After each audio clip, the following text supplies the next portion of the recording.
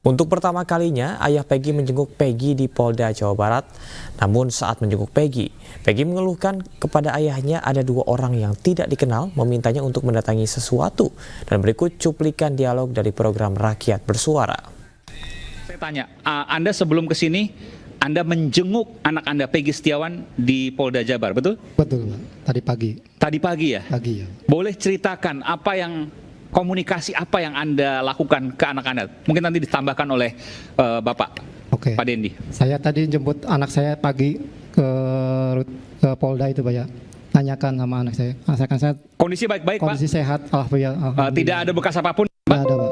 Artinya indikasi bahwa ada yang sekarang yang kita nggak bicara dulu nih. Iya. Ada misalnya pemukulan dan sebagainya, tidak ada? Tidak ada. Nah, ini kita clearkan dulu, oke, Yes, baik. oke.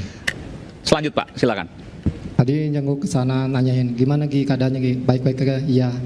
Tapi ada satu hal Pak yang ganjal di Peggy itu, ada tadi ditanya sama saya, saya bilang sama saya. Ada yang mengganjal? Iya betul. Apa itu, Pak? Ada katanya ngaku-ngaku pengacara dua datang malam-malam Pak. Dia nggak minta tanda tangan, maksa gitu. Oh. Kata anak saya gitu Pak. Siapa namanya? Tidak tahu Pak. Anak saya bahkan mau nanyain tidak boleh Pak. Ini mau apa, ini apa tujuannya apa? Katanya mau meringankan hukuman kamu. Saya membantu kamu meringankan hukuman kamu, gitu Pak. Kata anak saya. Malam-malam jam berapa, Pak? Tidak tahu. Tadi anak saya ngomong malam Pak, bilangnya malam gitu. Malam, tapi malamnya jam berapa nggak bilang? Nggak bilang Pak, iya. Biasa-biasa Pak, tegap gitu. Duaan Pak, berdua. Ya maksa terus kata Peggy, buat apa Pak? Mau meringankan hukuman kamu, saya mau bantu mau meringankan hukuman kamu. Saya udah bilang sama pengacara kamu Ibu Yanti kok. Kamu jangan takut, tanda tangan aja, bilang gitu Pak.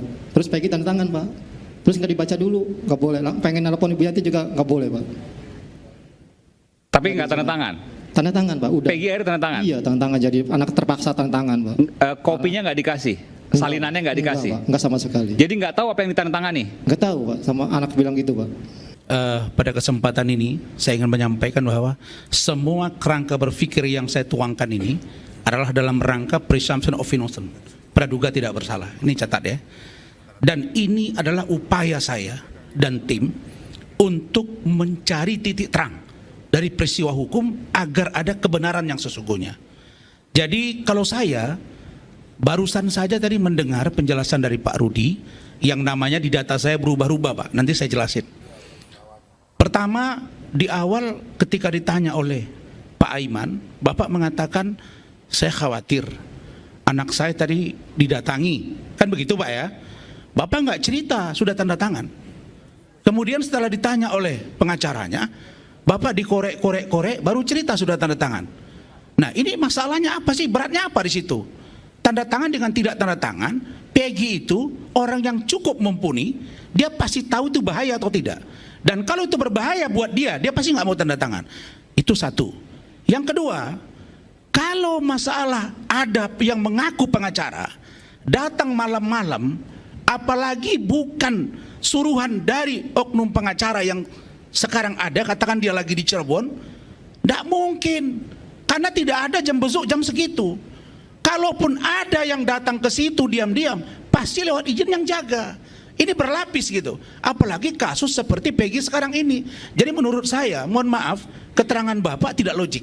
Maksudnya mengarang gitu? Iya, Rasman? saya mencurigai ini tidak logik. Nambah masalah baru ini. Kenapa? Karena Bapak mengatakan tadi bahwa Peggy kalau sudah datang, dia tanda tangan, berarti dia ditekan. Dan kalau dia ditekan, dia pasti ngomong sama Bapak, Pak saya sudah tanda tangan, saya diancam, saya mau dibunuh, saya mau ini. Sekarang pertanyaan siapa orangnya? Kalau dibilang tegap berapa orang? 2 orang. Tadi tegap 2-2 kah? 1 kah? Ini nggak boleh Pak. Hukum itu harus terang. Law is justice declare.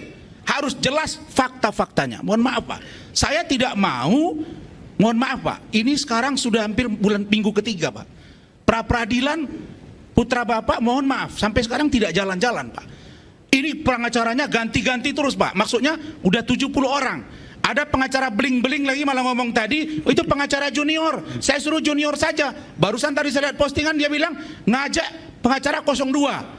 Pak Yusril lah, Pak Otto lah. Ini orang apaan? Saya juga pingin siapa yang menggoreng ini? Pengacara Peggy kah? Pengacara Vina kah?